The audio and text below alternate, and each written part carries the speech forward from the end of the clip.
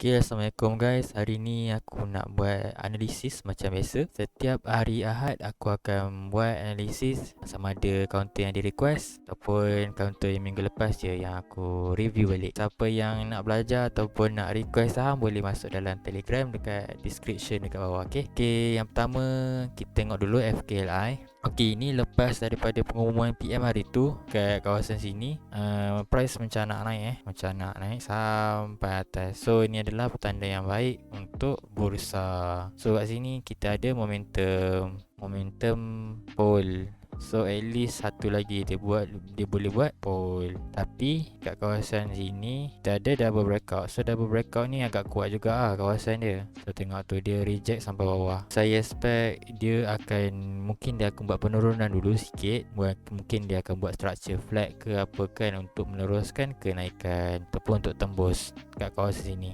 So jom kita start dengan Top Glove. Okay, Top Glove hari tu aku ada review juga ini. Okay, dia tak sampai dekat sini. Dia pergi dekat kita punya ni RBS. So dia touch dekat kita punya gap.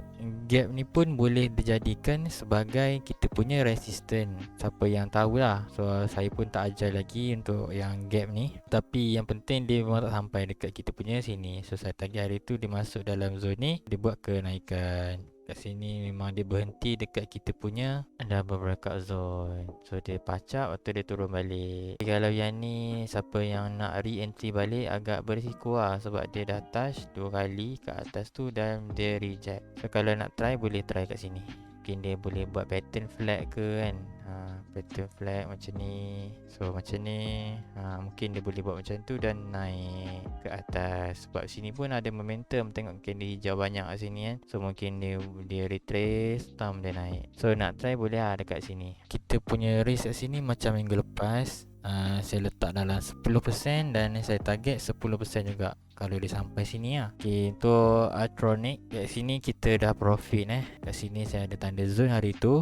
Lepas tu dia main-main dalam ni. Ni pun sampai kat kita punya double breakout ataupun TP. Untuk kita hold, pastikan dia kena break. Dia break kat sini, so dia pun naik.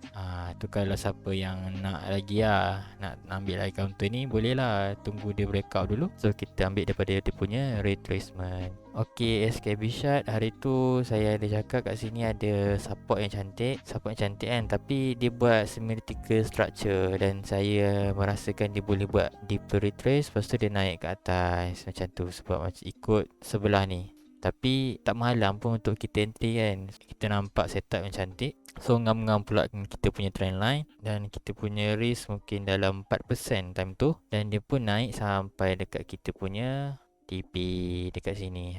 So dekat double breakout ni. Double breakout ni pun turun. Ni turun saya tak tahu kat mana. Sama ada dia boleh jatuh terus. Mungkin dia akan buat yang macam saya lukis ni. Yang sebelah ni. Dia buat deeper retrace. Dia naik balik ke atas. Hati-hati dengan counter ni. Dah profit tu cari yang lain Janganlah ambil yang sama. Banyak lagi counter lain yang ada. So dekat sini dah profit. Right. So ini adalah counter ASP. Minggu lepas kan saya ada review counter ni. Saya ada buat analisis. Dekat sini kita ada support kan. So sini ada support. Saya target kat sini. Lepas tu kita punya risk saya akan buat dekat bawah.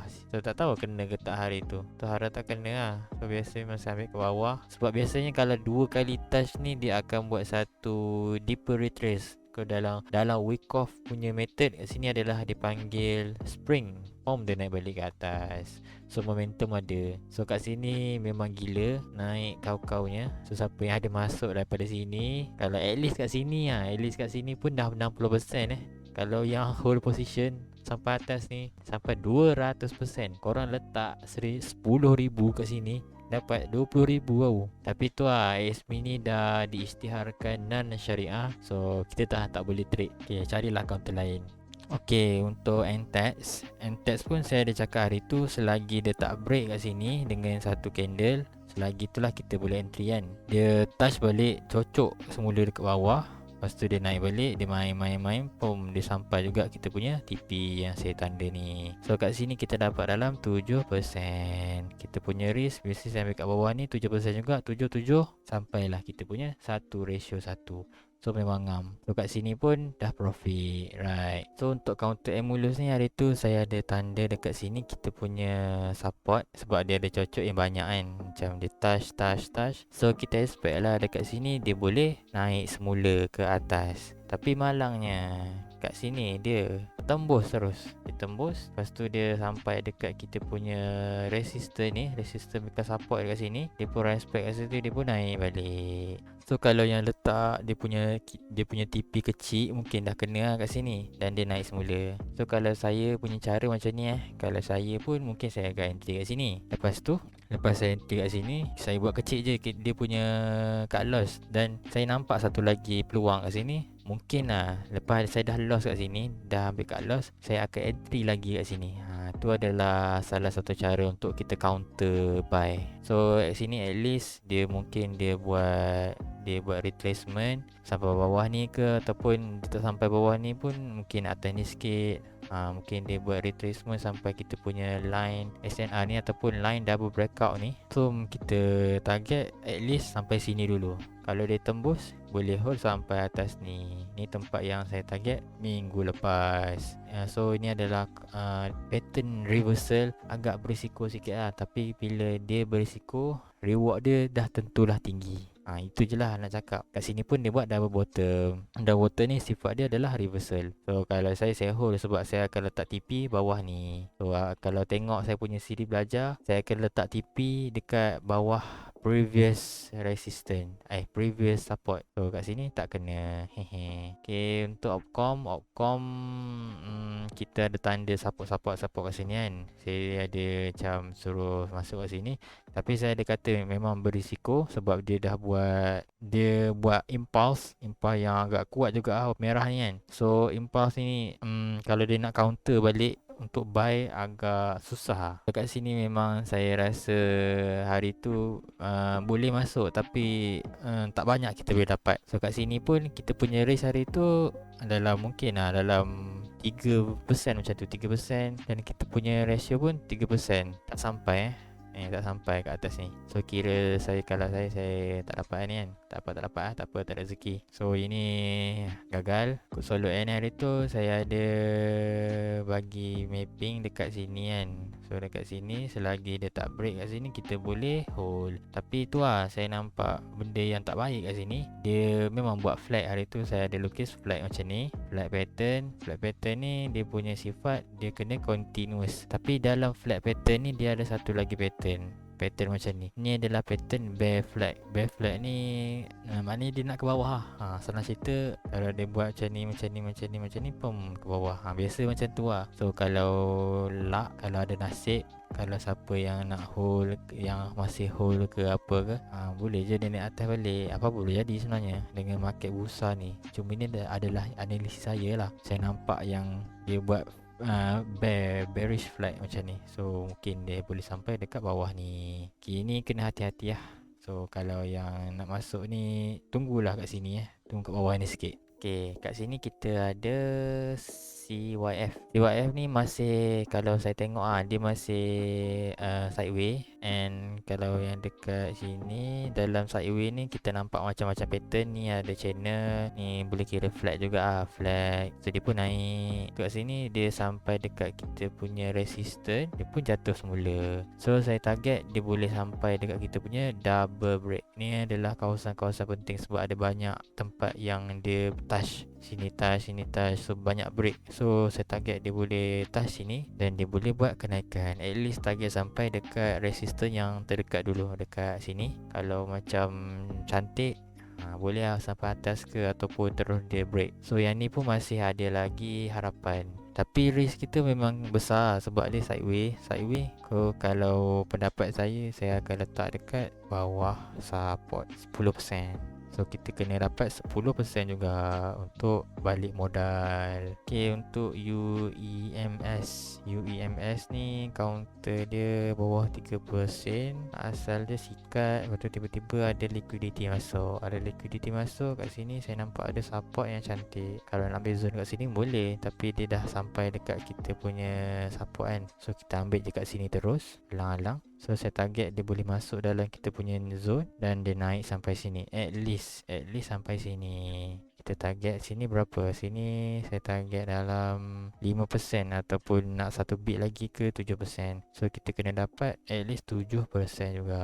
Okay, untuk PMH LDG sebelum ni pun counter sikat. Lepas tu tiba-tiba ada liquidity masuk pom, dia naik satu batang, dia turun balik, tu dia naik lagi. Kat sini dia buat flag dia buat channel macam tu. Tu dia naik at least lah. Sini pun dia buat double break saya akan ambil kat sini, at least dekat sini. Lepas tu pun naik sampai sini. So sini berapa risk dia? Sini saya ambil, mungkin kalau saya masih ambil bawah ni, saya mungkin dia besar kot risk dia. Besarnya ni counter penny. Ya Allah, counter penny lah siap. So kalau saya akan ambil kat sini. Reward pun kena dapat 31%. Macam tu. Tapi kalau nak kecil kat sini pun boleh sebenarnya, dekat area sini. Kalau kita tengok dekat line chart, kita boleh berpandukan line chart pun boleh. Kita tengok tajam ni kan. So kita berpandukan tu tak bawah sikit, 18%. Sini pun mesti kena dapat 18%. Okay, ni adalah counter terakhir. Wayang ni pun counter 10%. Ya Allah, kenapa semua bagi counter 10% ni? Pun tengah downtrend. So counter ni asal dia pun sikat juga. Okay, asal dia counter sikat, lepas tu dia dah ada liquidity balik. Mungkin ada investor yang masuk. Kalau kita tengok volume pun mungkin ada kan, tapi saya memang tak tengok volume. Dekat sini kita ada, kat sini ada demand zone. Dekat sini pun ada cantik satu. So at least dia kena datang balik sini, dia kena datang balik bawah ni. So dia nak sampai atas. Kenapa aku tanda dia tu? Sebab saya tanda sebab dia ada satu lagi support dekat belakang. So ngam lah dengan dia punya ni, tempat dia. So cantik lah ni. Ada demand zone, lepas tu ada lagi support kat belakang. So sini pun double breakout, triple breakout. 1, 2, 3. So boleh ambil kat sini sebagai kita punya tempat entry.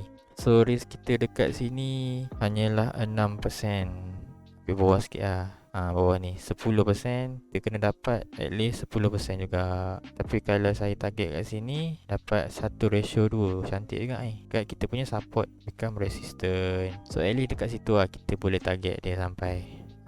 So penting lah arah itu adalah penting. Kita sebelum kita nak buat apa-apa, kita kena cari arah dulu. Market ni lagi mana sebenarnya. Kalau korang ada arah, masuklah dekat atas ke bawah ke. Kalau korang yakin yang counter ni boleh naik, korang hold je. So macam saya memang akan cari arah dulu sebelum saya entry. So apa-apa pun, terima kasih kerana support saya punya YouTube channel. Dan saya rasa itu sahaja untuk hari ni. So kalau yang nak belajar ataupun yang nak request saham setiap minggu macam ni, boleh masuk dalam Telegram saya dekat description kat bawah. Okay, itu sahaja untuk hari ni. Assalamualaikum. Bye. Jumpa lagi.